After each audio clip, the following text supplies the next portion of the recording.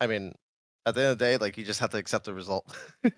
You know? And it's just like, Mm. there's no point in worrying about whether it's gonna be good or bad. All you can worry about is, like, what you're doing in the present and just trying to do your best each and every day.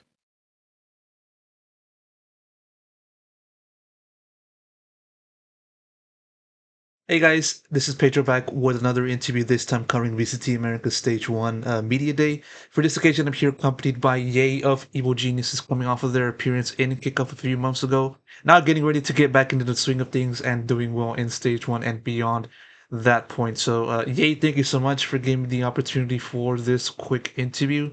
I mean, we're roughly a few months into the season now, and we've seen plenty of twists and turns happen for this EG squad, Yeah. yourself included. And so, just want to ask you just sort of a quick overview as to how the season has been going on for you.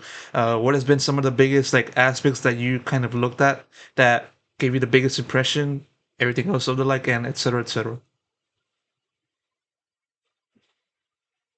Sorry, you basically want, how's the off season's been going and, like, some of the Yeah, just more so. sorry, can you Yeah, clarify?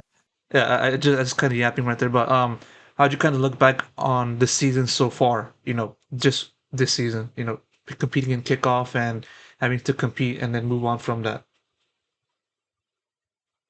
I think, like, overall, it's been, like, pretty good. I think during, like, the start of the season, um, we were kinda, like, unsure where the meta was headed because obviously Teo was just added. There was, like, a whole bunch of changes both to, like, both agents, pings, a whole bunch of stuff, so it was kinda, like, unsure what direction kinda like where the game was going. I think, like, now after kickoff, we've seen, like, a whole bunch of Yoru, a whole bunch of, like, Teo, and, like, a whole bunch of that. So, I think for us, like, we know a lot better kinda like what I guess, like, the meta is and, like, where it's kinda, like, headed. And we've been, like, I guess, like, prepping and playing ever since. I know we've seen plenty of teams play with like the Tejo, given that it was so new, and many people kind of looked at it Yeah. as a pretty broken agent. And maybe we might see the same thing happen for Waylay with the new addition to that agent into the squad, Yeah. and et cetera, et cetera. And so, like, how would you kind of view the meta so far through this break? You know, end of Bangkok, moving on over to stage one, and you know, how do you kind of look at the adjustments so far from that point after Bangkok to now? I think with, like, Waylay, it's, like, kinda thrown, like, a weird, like, twist into the meta because 'cause I'm not exactly sure. I don't think Waylay is, like, as overpowered as people initially thought. I think it's gonna be probably a Jet replacement, like, on a lot of maps. I think, like, wherever you can run Jet, you can run probably Waylay, but I don't know if it's, like, one of those duelists where you're just gonna run it, like, I don't think it's gonna be that. I think Yoru still has, like, a massive place on, like, a lot of different maps and maybe even, like, raised to, like, a certain extent. So, we'll have to see. I would say that she will be played 100%, at least on maybe, like she'll probably be meta on, like, 3 or 4 maps. Maybe I'm wrong, but, I think it's gonna be, like, a combination of probably Yoru, Waylay, and maybe, like, Raze. Mhm. Yeah, like definitely going to be in like in a kind of totem pole, like in a pretty mid table kind of Yeah. position, given that the prevalence of other agents such as you mentioned, Yoru and the race, and so yeah, definitely looking forward to how they do well on that. I kind of want to transition over into yourself, yeah, given that you know it's a kind of been of a year of first for you in the sense that like. I believe this is the first time like you in the partnership era that you've kind of been in a pretty stable season, you know, not having to worry about like going to different positions or maybe being like out of a Yeah. team and stuff like that. So I don't want to digress further into that, but you get what I'm saying. Yeah. And also like having to go into a different role in itself. You know, I know you mentioned a little bit about going into the Sentinel role. You had plenty of conversations with other people within Valorant media about that. But talking about that aspect for yourself, you know, how have you viewed your progression in new role, new different kind of year, and how different it has been so far compared to like 24 and 23. I would say, like, in general for me, it's been a bit of a transition because I think, in, like, certain roles that I play now, I have to, like, worry, like, a lot more about, like, giving good supportive util and, like, making sure Other people are supported like really, really well and making making sure everything like everything's timed correctly and always considering like if like I can help like someone else out. Versus I guess like sometimes in the past it would just be like kind of just leave me to my own devices sometimes or like um I'm the one, always like, getting like some of the supportive util. But I think it actually helps a little bit because people used to always like provide it like for me, and like I always know like what would be like good.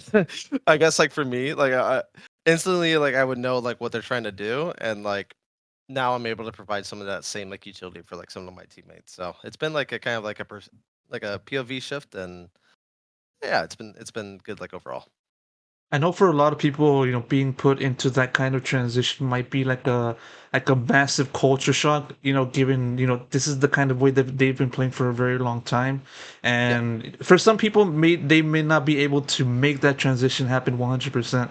And for some of the other people they are able to make that kind of thing happen. And so for you, Ye, how you viewed, just sort of your comfortability, do you feel like you still have some kind of issues in trying to support the rest of the cast in relation to how has that been in the past for you? I wouldn't say I have like issues with it. I think it took like a little bit of like adjustment and something that I'm still, actively working on like a little bit to make sure like I'm always able to help my teammates whenever I can. Um and being able to do that but also be like self-sufficient for myself. I wouldn't say it's really a culture shock because even like since the start of my career, I've always kind of like been like more of like a flex. Like I used to play like Mm. Breach in the past. I used to play like Viper and like bunch of a bunch of agents in the past, and like try to like make that work and do that whole thing. So it's nothing new to me. Even then like other games I played like pro in, it I think to be like a pro anyways, you have to be pretty well rounded in general. Obviously, like certain people have styles that they favor towards and stuff like that. But for me, I like to think that I'm pretty well rounded, like in a lot of this, and it's not something where it's just like, oh my god, it's like a massive shock. It's like I don't know. It's something that like for me, I've always like been able to do. I think pretty well. Even so, like you just having to play in a given role, it might like cause, or I assume that having to go to a different role might have to take some time for someone like yourself to make that transition, because like it's hard to go from like, okay, do this and this and that to now Yeah. do a different thing. And like you kind of mentioned right there about like being more of a flex player. I might be wrong on this. You can kind of correct me on that, but is that the kind of thing they used to do back in like Andbox, before Envy? Yeah, I would say so. Like for me, like I used to. There was a player called like Android that people might know like early on, and for me, like I was like always trying to help him like support set him up, for example, like on a breach and like a bunch of other things and suggesting ideas. Um, and then it eventually like shifted, like when he decided to leave, it eventually shifted on to like I'm the one kind of getting like more support and stuff like that, and I kind of like knew like what I would do, and like I would ask like people for like that kind of like utility and that sort of thing. I don't know. I don't think it's like a massive shock for me, to be honest with you. It's like I said, it's something I have experience with. I think there is like a transition period. Like I'm not saying like I can just you can just immediately like hop over and just like, oh, it's like whatever, that sort of thing. There is a bit of a transition period, but I think in general the utility is like not that crazy to where it's like there are a few exceptions. Like for example, with like raise is something that takes like a lot of practice, Mhm. or maybe even like sometimes Yoru a little bit.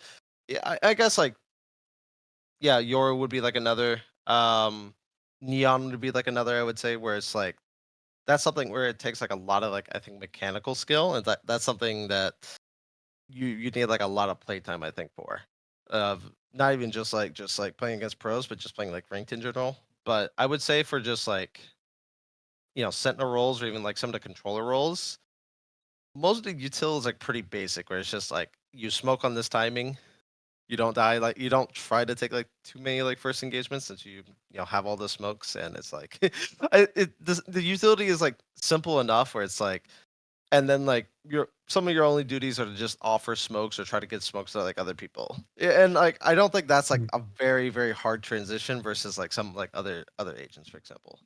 mhm, Like if you're a pro, you should be able to do that, in my opinion. mhm. No, most definitely, and I do appreciate the insight, regarding the game and how such things are able to happen. And so, one other thing that I wanted to ask you about, is sort of like, as you've been kind of mentioning in past interviews, also just sort of like the change in mindset for you and just having to, you know, look back on your past struggles, in your past teams in recent years, and then having to, you know, adjust from that and be in a new leaf or in a new version of yourself right now in Evil Geniuses. So, what I'm trying to say is, what have you been able to do to look at the bigger picture and focus on yourself, your well-being, not just focusing on your performance and your results? What kind of enabled you to make that switch happen?